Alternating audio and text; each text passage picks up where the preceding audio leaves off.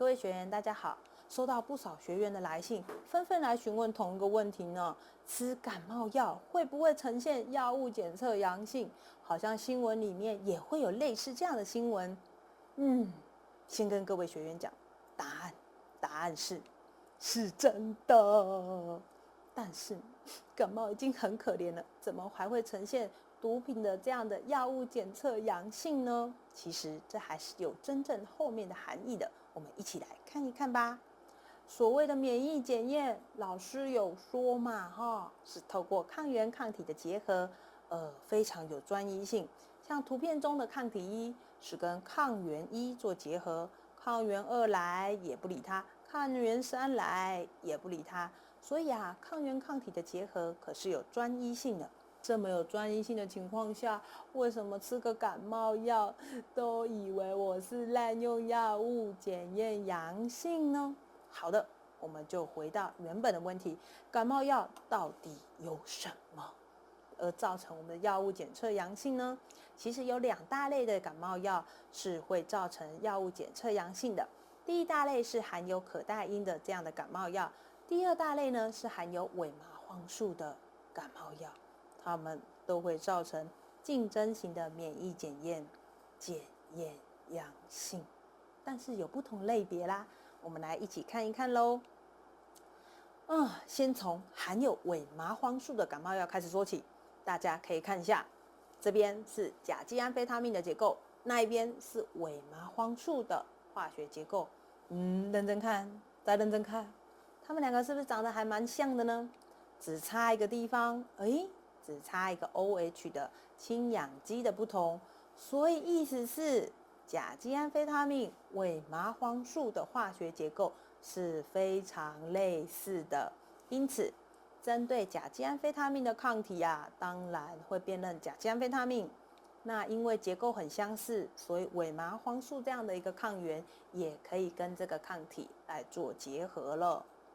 那另外一大类的含有可待因的这样的感冒药，为什么会呈现药检阳性呢？它的原因又是另外一个。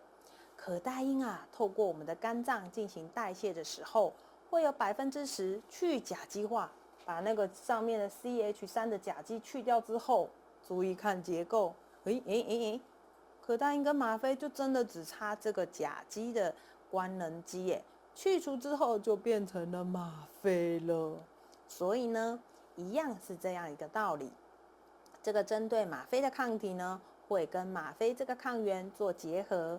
刚刚可待因10%代谢出来的吗啡，当然也会跟这个吗啡抗体来做结合了。哇，所以原因不大一样呢。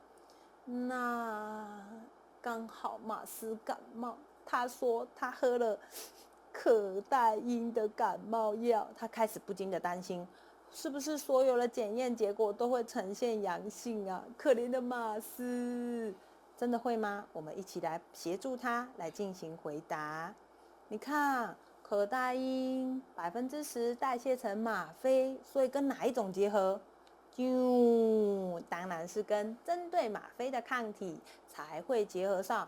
那针对甲基安非他命的抗体不会，K 他命的抗体不会，所以呢，这样的结果只会呈现吗啡的免疫检验阳性，其他2大类的都是阴性啦。所以同理可证，如果学员您刚好是吃的一个伪麻黄素的一个感冒药，会引发哪一种免疫检验的阳性呢？还记得伪麻黄素跟谁长得很像？甲基安非他命，没错，所以它就跟针对甲基安非他命的抗体做结合，只会呈现甲基安非他命抗体免疫检验阳性，其他的吗啡类、K 他命类都是阴性的啦。什么？老师，我刚感冒酷少，吃了含有伪麻黄素的感冒药，检验出来免疫检验阳性，会不会被认为是吸毒，被抓去教官室辅导啊？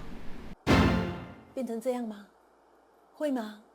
那我们一起看下去。原来在毒品检验里面可分成2步骤，可以洗刷掉我们马斯的冤屈透过免疫检验，如果是阴性结果，当然就发出阴性的检验报告。那阳性的呢？难道就一试定终身？一个免疫检验试剂就定终身吗？还好没有。毒品检验分了2步骤，如果免疫检验阳性的情况下，会进行第2步骤，确认检验，用气象晨析质谱仪来进行确认哦。在这个时候呢，如果是阴性的，就发出阴性的检验报告；如果是阳性的，才会发出阳性的检验报告。所以刚刚马斯的问题，其实他只是吃了伪麻黄素这样的感冒药，其实透过气象晨析质谱仪呢，就可以告诉他这样的结果：这个人是吃了伪麻黄素，不是甲基安非他命，就可以还马斯一个清白了。马斯放心，接下来单元你还要继续负责收集一些案例呢。所以啊，我们统整一下，在这个单元里，我们所讨论的吃感冒药检测会呈药检阳性是真的，但它们原因有些不同。所以呢，厘清的方法也可以透过吃感冒药一定是有医生开立处方签，另外也可以透过毒品检测的第2个步骤确认检验，气象晨析质谱仪来加以确认。所以厘清这个状况呢，就可以透过处方签再加上确认检验的结果来厘清到底是吃感冒药而造成的呢，还是真实是吸食毒品而造成的。今天透过这个章节让大家了解报章杂志上面常常提到的，并不是全面的感冒药都会引发药物检测阳性，而2大类的可待因、伪麻黄素的感冒药引发药检阳性的原因也大为不同哦。各位学员，希望你们透过这个单元都完全的了解了。